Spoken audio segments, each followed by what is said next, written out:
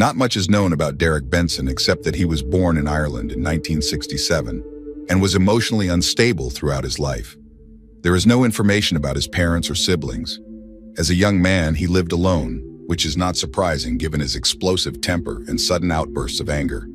By fate and because they both frequented bars and shared a love of illegal substances, Derek crossed paths with Jackie Noel, born in 1966 in North Beeman, a suburb of Dublin. We don't know much about her family and personal life, but there are reports that she had a sister named Wendy Dalton, and that from her teenage years, Jackie was always facing problems. Slim build, pale skin color, and curly brown hair. This was the look of a girl who never considered herself a beauty, which led to the emergence of a number of complexes and insecurities. To cope with shyness and low self-esteem, even at a very young age, Jackie became addicted to alcohol and began to experiment with illegal substances. She did not stray from her chosen path, even when she met Derek and a romantic relationship began to develop between them. Moreover, they now began to use alcohol and drugs together. Those who knew Derek considered him a man with an unstable character, sometimes aggressive, especially when he was drunk or under the influence of some substances. Nevertheless, Jackie liked this rebellious spirit in him, and soon she moved with him to Beeman, a northern suburb of Dublin. From the beginning, the relationship of the young were full of quarrels and misunderstandings. Conflicts arose more and more frequently. According to the young woman, Derek was extremely violent and sought to keep everything under his control. If she disobeyed him or didn't do what he wanted, the man would insult and beat her, even in front of other people. Jackie hoped their relationship would improve when their daughter Kelly was born in 1986. Although at first the arrival of the infant did help tame Derek's violent temper, as the girl grew up, she too became the object of her father's uncontrollable anger. According to court records, in 1993, when Kelly was just over 6 years old, she was examined at St. Clair's in Temple Street, a unit dealing with alleged victims of bullying. However, a complaint made to Irish police was later withdrawn as the girl took her allegations back. According to officers, the reason for Kelly's change of heart was because she was bullied by Derek. In addition, some claim that the man not only physically and mentally abused her, but also forced her to take drugs when she was a toddler. Some unconfirmed reports indicate that he forced his daughter to help him using an arsenal of devices that served to use illegal substances. Thus, instead of being a source of happiness and unity for the couple, the unfortunate child turned into another victim, on whom the insane father could at any time unleash his negative emotions and involve in the realization of his perverted desires. Neighbors noticed Derek humiliating and beating his partner, but apparently no one took any action to stop the abuse. Claire Keeley, a woman who lived in a neighboring apartment, later said that one day when she saw Jackie, she noticed her badly swollen arm and asked what was wrong. In response, Claire heard that Derek had hit her roommate with a board for not getting up to make him breakfast. The neighbor also recalled an incident where Jackie ran to her for help while being chased by a rampaging man. According to Claire, she and her sister clearly saw Derek punching and kicking the woman as she lay on the ground. Wendy has also witnessed many of the assaults her sister has been the victim of. She advised Jackie to leave Derek, but she claimed he threatened to kill her if she dared to do so. It is hard to believe that the unfortunate woman endured terrible abuse for 10 years, even with her daughter. According to court documents, there is medical evidence that on various dates she was hospitalized and treated in the hospital for injuries sustained during the beating, including bruises and broken ribs. Derek frequently raped Jackie, even when their young daughter was around. The girl detailed that her father would tie her mother to a chair or bed as he committed his repulsive acts. According to her account, he would sometimes cover Jackie's face with a black bag and threaten her with a sharp weapon as if to simulate a sexual assault. The boiling point for the woman came in 1997, when she finally worked up the courage to take her child and leave to live with her parents in her native North Beeman. Given the history of domestic violence in the family, Jackie quickly obtained a protection order against Derek. However, he soon violated it. After taking the complaint, Detective Cade Mage arrested the man. She later revealed that Derek attempted to knock her down and push her down the stairs at the police station in Bridwell. Because of this violent incident against an officer, he spent some time behind bars. In early 2000, Jackie's parents died, and apparently she was to inherit a considerable amount of money and property from her father. Although she and Derek were divorced at the time, and there was still a protection order in place for her, the man somehow managed to get close to his former partner again to claim some of the money he believed belonged to him. He wanted to purchase a motorcycle and a yacht. Derek could not have imagined that his inflated ambitions would anger the seemingly submissive woman he had lived with for over 14 years. His demand to return some of the money to him brought out all the resentments they had accumulated over the years. At this time, a third character appeared in the story, Paul Hopkins, a 20-year-old native of Robyman. The young man made his living as a bouncer in a bar in Drumcondra, where Jackie often went to relax. It seems that he had known her and Derek for a long time, and he lived relatively close to the apartment the couple rented on Sandy Hill Avenue. At the time, Paul was living with a young woman named Lisa Morehouse, and they were raising a daughter. The boyfriend was rumored to be friends with Derek, but then they, for unknown reasons, turned into sworn enemies. According to Paul's subsequent statements, Derek threatened and assaulted him at least 5 times over the course of 4 years. The young man claimed that one night Jackie came to the bar where he worked, and when he went out for a smoke, he found her crying. Asking the reason for the tears, Paul heard an account of the horrors her ex-partner had done to her, as well as his desire to disinherit her. In addition, Jackie told the guard about Derek's alleged abuse of their daughter Kelly. Regarding what happened after this conversation, there are 2 versions. According to Paul, he deliberately suggested to the woman to carry out a plan that would allow him to achieve 2 goals at the same time. On the one hand, he would free Jackie from the nightmare that had been going on for years, and on the other hand, he would protect his own family. According to the guy, while he was in the city of Boston for educational courses, Derek allegedly threatened his girlfriend Lisa. Supposedly, the sadist told Lisa that he would burn her along with his daughter after he was done with them. For Paul, this meant that Derek would abuse his partner and child before taking their lives. The version that investigators later presented indicates that Jackie hired Paul's services to kill her abusive cohabitant.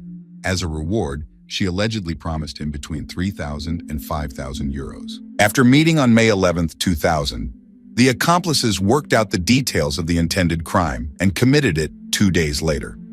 As part of the deal, Jackie gave the alleged perpetrator 200 Irish pounds, equivalent to approximately 276 euros, as an advance payment. At the meeting, Paul gave Jackie sleep tablets and a cell phone so she could alert him when Derek was in a helpless state. On the same day, the boy bought a Japanese katana sword from his brother Michael. By his own claim, his brother paid him 50 euros for the cold weapon, not realizing that it would be used for murder. Finally, on May 13, 2000, Jackie and Paul carried out their plan. On that day, Derek was recovering from dental treatment in his apartment. Apparently, a woman showed up there, thoughtfully offering to help him. However, instead of prescribed painkillers, the ex-partner gave Derek a cocktail of sleeping pills given to her by an accomplice. After making sure the man was in an emotionless state, Jackie called Paul, notifying him that everything was ready for the next stage of the plan, and then left the apartment. Around 3 a.m., local residents, including neighbor Claire, reported hearing screams coming from Derek's apartment. Soon after, they saw a column of smoke rising from the house and flames of fire shooting out, so they called the emergency services. Witnesses claimed they had time to spot Paul leaving the apartment.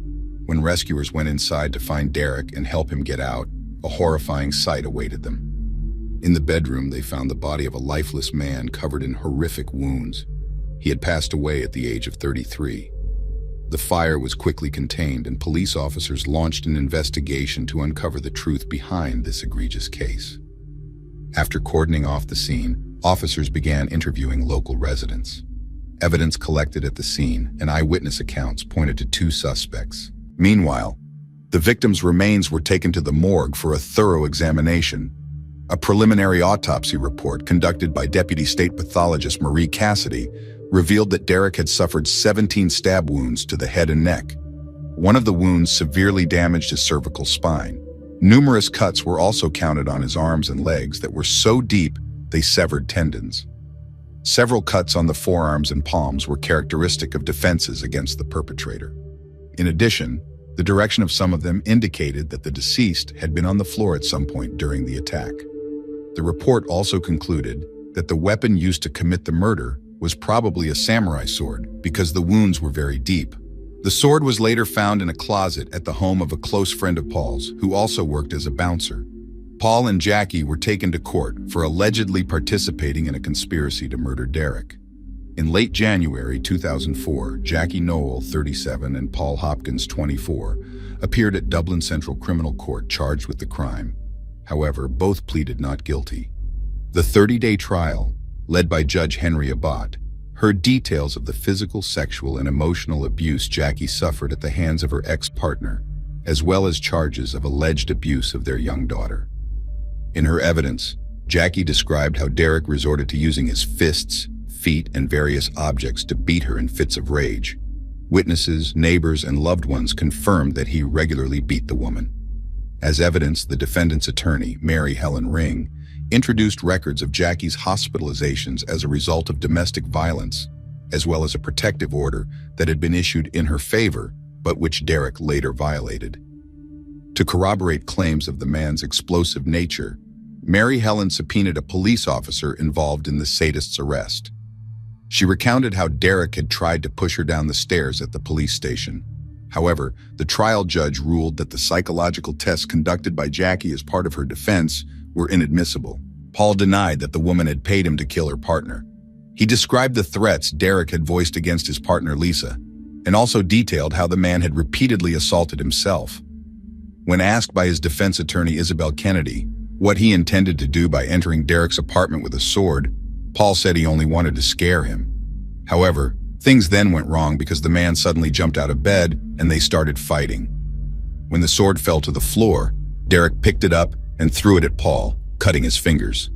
At this point, the guy lost control of himself and grabbed the weapon and attacked the man furiously, after which he could not stop.